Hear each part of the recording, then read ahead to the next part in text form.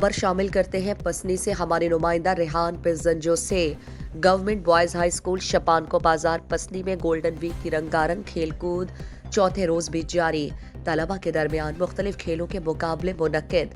بلوچی زبان کے معروف شاعر ادیب عادل سجاد مہمان خاص تھے۔ گورنمنٹ بوائز ہائی اسکول شپان کو بازار پسنی میں سالانہ گولڈن ویک اپنے تمام تر رنگینیوں کے ساتھ چوتھے روز بھی جاری رہی۔ پہلے مرحلے میں جماعت نہم اے اور جماعت نہم بی کے درمیان فٹ بال میچ کھیلا گیا۔ جماعت نہم کی جانب سے زبردست کھیل دکھا کر کھلاڑیوں نے جماعت نہم کو شکست سے 2-4 کر دیا۔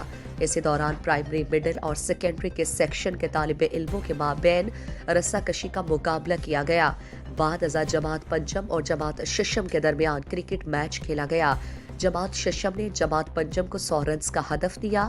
مقررہ ہدف پورا نہ کرنے پر یہ میچ جماعت ششم نے بآسانی جیت لیا۔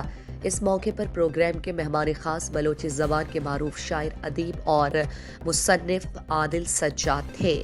اس موقع پر انہوں نے طالب علموں کی جانب سے بہترین کھیل کا تعریف کرتے ہوئے کہا کہ پسنی ادب، شاعری اور کھیلوں کا ایک منفرد مقام رکھتا ہے۔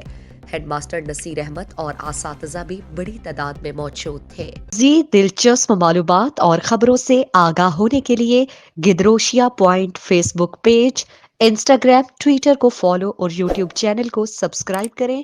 بیل آئیکن بٹن دبانا نہ بھولیں۔